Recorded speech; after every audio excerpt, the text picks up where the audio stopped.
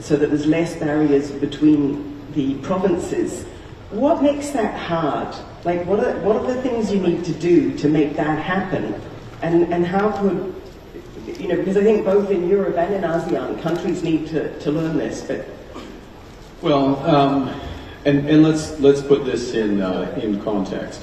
The worst case global trade war scenario, many of which various organizations were running earlier this year, the IMF and others, we calculated, well, others calculated for us, that just reducing domestic barriers in Canada alone would have a bigger economic payback than would be taken away by the worst case scenario.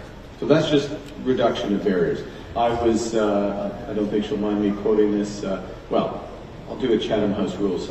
I was a lead of a large international financial institution here in Kuala Lumpur may have said earlier today, and closed our session, that their calculations of removing the barriers within ASEAN, the main barriers, I think even on just goods trade, was about 4.5% of GDP. Of ASEAN GDP. Those are big numbers. So that's more than a percentage point of global GDP if you just do the multiplier on that. So these are large. Now, how do you do it in Canada? We have done it at the federal level. That's one of the things we did within the first few weeks of getting into office. Is we passed a law which removed all the federal barriers. Now we need to do the hard part, which is between the various provinces.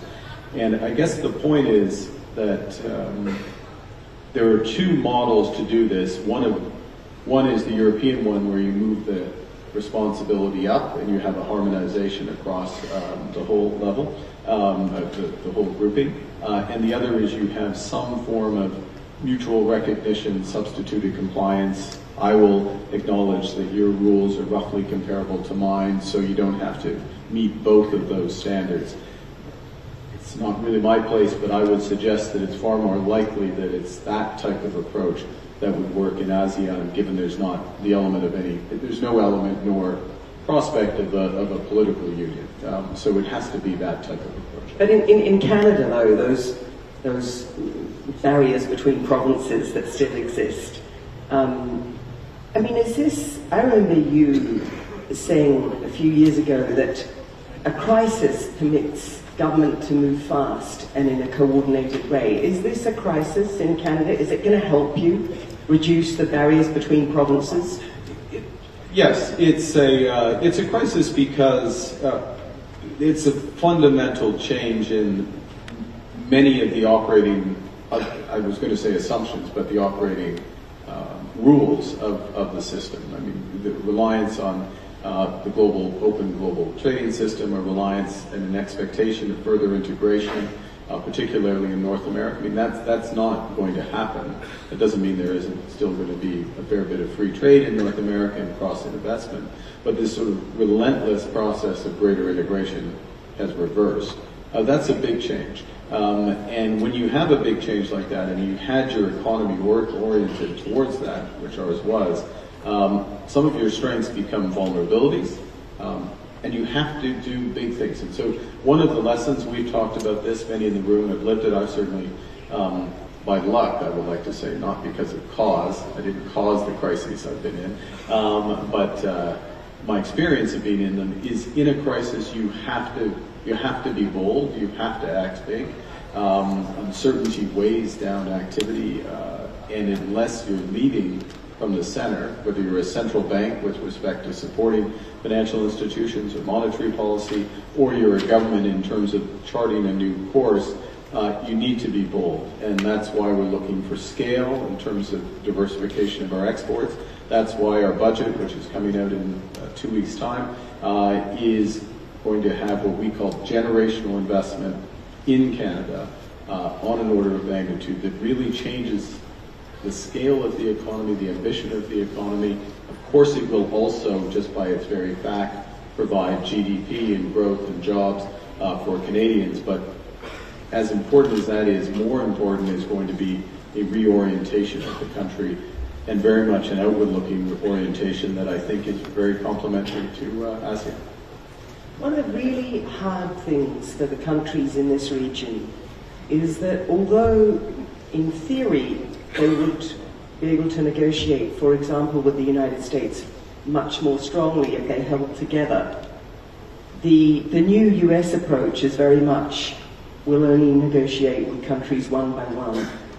How can countries in the rest of the world who want to diversify and sustain cooperation, how can they balance the need to line up and do one-by-one deals with the US administration with the need to actually forge relations in their own region with other regions?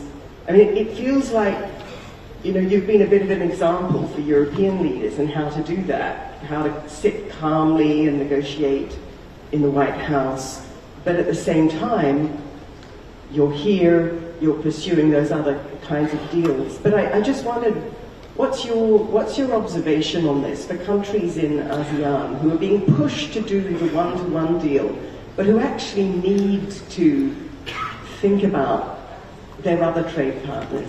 Well, I think there's a couple of things, and with respect to the European Union, of course, President Costa is here as well, also participated as a partner of ASEAN in the meetings this morning and through tomorrow. And that'll bring me to a point I'll make in a second.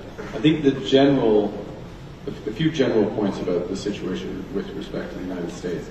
The United States has a new trade policy. It applies to every country, every jurisdiction in the world. We understand that and we respect that. It is a major shift, and the way we're framing it is it's a rupture, not a transition. This is a very big change, almost overnight, and therefore it's difficult to deal with. It can be difficult to deal with, but everybody's dealing with it. That's the first. The second is, if your economy is highly integrated, or certain sectors are highly integrated with the United States, revealed preference, to use a fancy term, is that you will pay a price to keeping access to that market, either in the form of tariffs, changes to some domestic policies, commitments for investment. Different countries have done various versions of that. What you should try to avoid doing, though, is tying your hands about what you can do with other jurisdictions.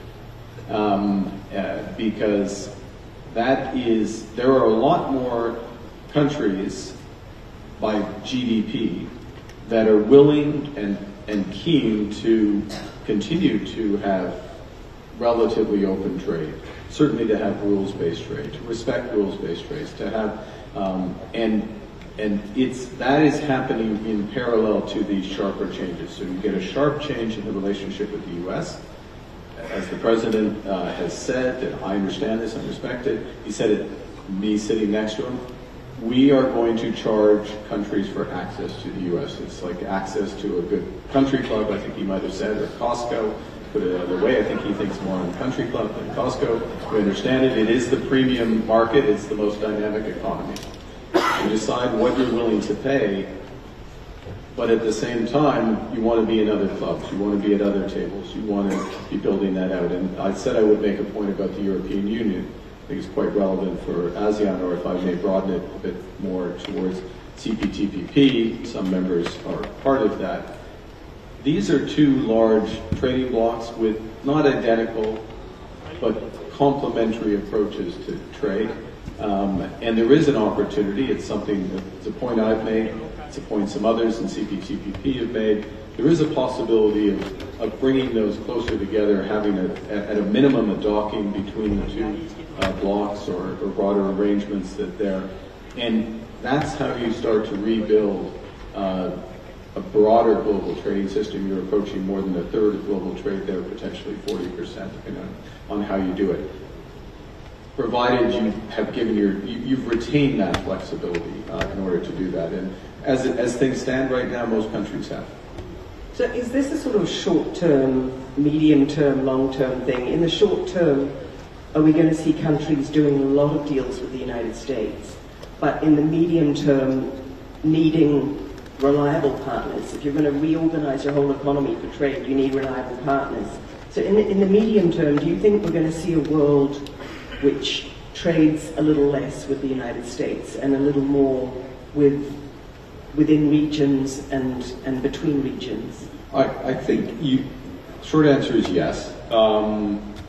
I think as well, there would be a natural, it's at a minimum, it's an acceleration of a trend that the weight of economic activity and dynamism would drive as well. I mean, this is we're in one of the most, arguably the most dynamic regions in the world, and naturally more trade is going to flow to here.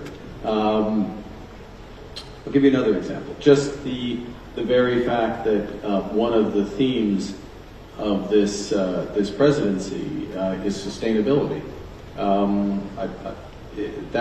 And there's an understanding that moving towards lower carbon energy, lower carbon manufacturing, lower carbon services, etc., will be a driver of competitiveness. It's good for the planet, but it's a driver of competitiveness. There's an understanding of that. And it's not just a theme, but a lot of the discussions are around how do we build that out. That is not a priority at present in the United States, or at least it's not an administration priority in the United States.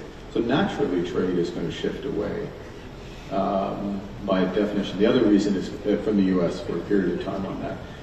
It's also shifting because it's more expensive to trade with the United States. That's what a tariff does. And that will drive some of that as well. But all of that said, the United States is the world's largest. It is the most dynamic economy.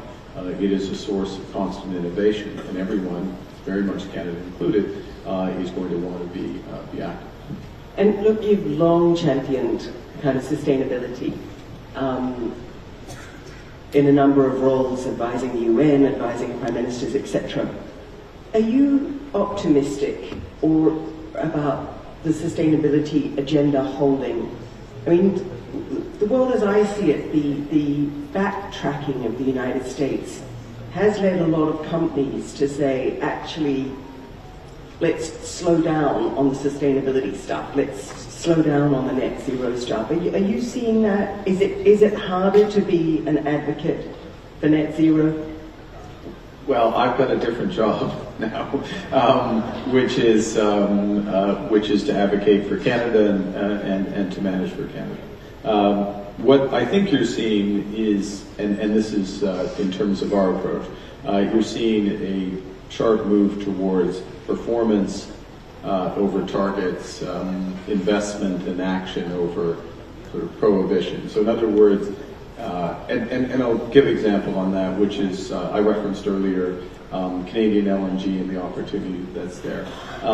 If we went back 5 years, there would have been a greater focus on leapfrogging from coal in the region to solar and storage, particularly.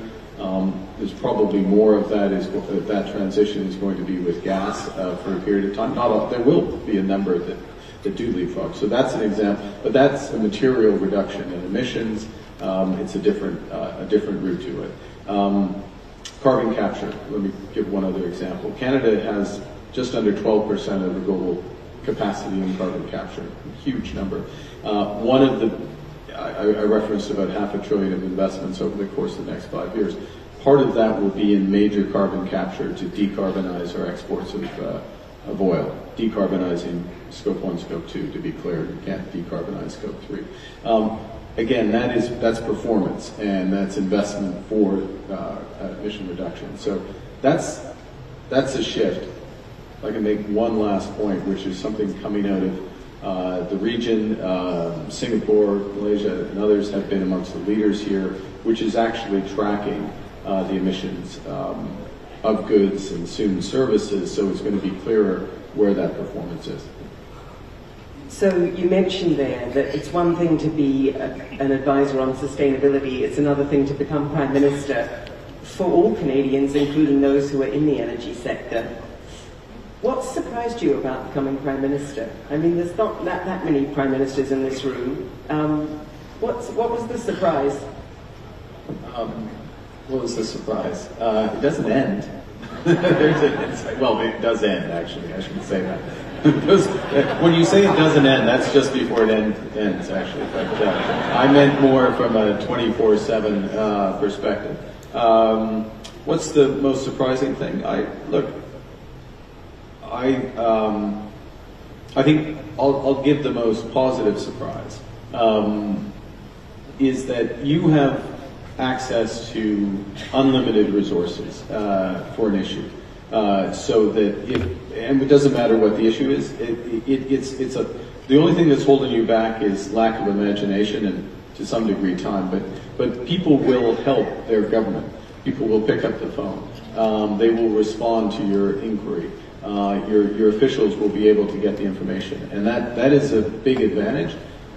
The only caveat to that, you and I know, and many of us in the room have lived through crises. In a crisis, you're never going to have perfect information. You have to know when you've done enough in order to take a decision with imperfect information. But you do have the privilege of, in these roles, of being able to draw on the resources of your country, including the intellectual resources of the country, and it's important to do so. And look, last question, and it's a big one. But you're an economist. You've been chair of the Financial Stability Board. You've navigated now both financial crises and trade crises. Where do you see the global economy in 5 years' time? Or over the next 5 years, are there big things you think are going to change? Well, I think it's. I will quote our host, our ultimate host, the Prime Minister this morning, which is, "Where's the effect of the old world or the old system is gone? The new one has not yet formed." And so it's a big question, and it's an important question because, in many respects, those of us in this room will help determine where that is. And what we were talking about earlier is Canada free trade with ASEAN, cptpp with EU, that link becoming there, following through on inclusivity and sustainability. The extent to which we actually follow that through, this room, literally and metaphorically, will help determine the direction of the global economy, or a substantial proportion of the global economy. And because it's ASEAN, because it's dynamic, because it's forward-looking, because it's young, that sort of shows where the world is going. And so I think it can be incredibly influential. And we're out of time. Thank you, Prime Minister Mark Carney. Do join me in a huge round of thanks for Mark Carney.